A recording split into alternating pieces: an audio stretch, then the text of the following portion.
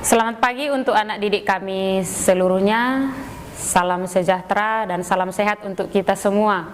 Materi kita pada hari ini matematika wajib, yaitu mengenai ruang dimensi 3. Dalam ruang dimensi 3 terlebih dahulu kita yang mempelajari yang namanya titik, garis, bidang. Nah, apa itu pengertian titik, garis, bidang, dan apa hubungannya dan bagaimana hubungannya dengan dimensi 3 dapat kita lihat untuk materi selanjutnya. Ini pertemuan pertama untuk kelas 12 adalah mengenai bangun ruang.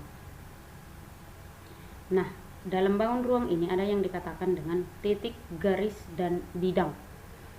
Apakah yang dimaksud dengan titik, garis, dan bidang? Nah, untuk itu mari kita lihat unsur-unsur dalam kubus atau dalam bangun ruang ada yang dikatakan dengan titik, garis, dan bidang. Yang pertama adalah titik. Titik sering dituliskan dengan noktah kecil hitam atau sering ditulis dengan huruf besar seperti titik A, titik B, titik C, dan seterusnya. Titik tidak mempunyai ukuran dan sering disebut dengan benda berdimensi 0. Itulah yang dikatakan dengan titik, benda berdimensi 0. Bagaimana dengan contohnya? Inilah dia contoh titik B, titik Q. Selanjutnya adalah garis. Garis yang dimaksud di sini adalah garis yang sering dijumpai dalam bangun ruang. Garis sering dituliskan dengan huruf kecil seperti garis L, garis M, atau sering disebut dengan garis A, B. Nah, inilah contoh garis G, garis A, B. Itulah contoh dari garis. Sekarang adalah bidang.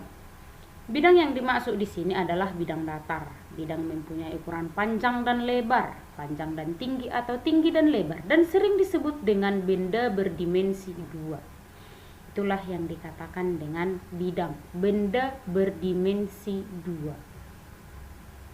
Sebuah bidang sering dinamai dengan dengan nama V, W, X, tapi dengan huruf kecil, atau dengan nama khusus sering dibilang seperti bidang alfa, kemudian bidang beta, kemudian bidang gamma, dan juga sering disebut dengan bidang ABCD dengan nama seperti itu. Contoh, bidang alfa, ini dia bidang alfa, kemudian bidang A, B, C, D. Itulah contoh daripada bidang. Ya, bidang alfa, bidang ABCD, ABCD itu dengan nama bidangnya bidang apa, seperti itu. Nah, itulah contoh dari bidang. Kemudian bagaimana dengan hubungan titik, garis, dan bidang? Yang pertama kita buat adalah hubungan titik dan garis.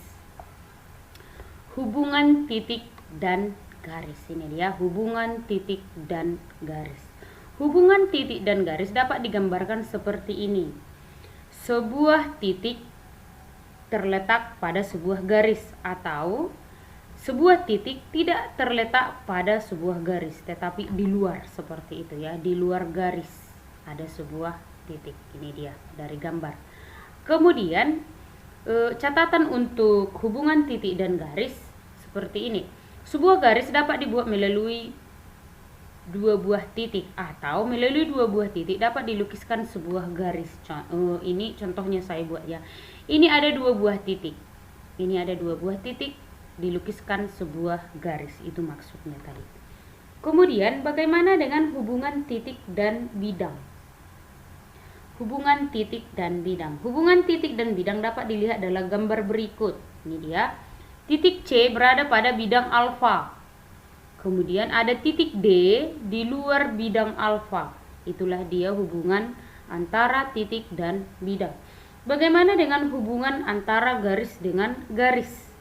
Hubungan antara garis dengan garis. Yang pertama, dua buah garis yang tidak sejajar tapi suatu saat akan berpotongan. Kemudian ada dua buah garis yang sejajar. Ini dia garis G dengan garis H yang sejajar. Kemudian ada yang dikatakan dengan garis berhimpit. Ini dia dikatakan garis berhimpit. Garis I dan garis C saling berhimpit. Kemudian dikatakan dengan garis berpotongan. Ini dia berpotongannya, garis P dan garis O saling berpotongan. Ini bukan bersilangan. Kalau dia bersilangan tidak akan berpotongan. Ini dia bersilangan. Dua buah garis dikatakan bersilangan apabila garis-garis tersebut tidak terletak pada satu bidang. Nah, tidak terletak pada satu bidang dan tidak akan berpotongan apabila diperpanjang. Contoh, kita lihat. Garis AC, lihat garis AC pada kubus bersilangan dengan garis FH. Nah, apabila AC diperpanjang dan FH diperpanjang, mereka tidak akan saling berpotongan. Kemudian garis AF, garis AF dengan garis CH, apabila diperpanjang tidak akan saling berpotongan. Kemudian bagaimana hubungan garis dengan bidang?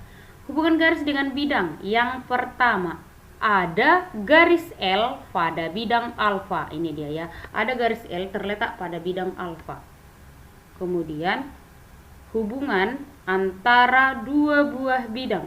Hubungan antara dua buah bidang, yang pertama ada dua bidang yang sejajar, kemudian dua bidang berpotongan. Ini dia, dua bidang berpotongan. Demikianlah untuk penjelasan pertemuan pertama pada hari ini. Untuk selanjutnya bisa ditanyakan kepada saya. Sekian dan terima kasih.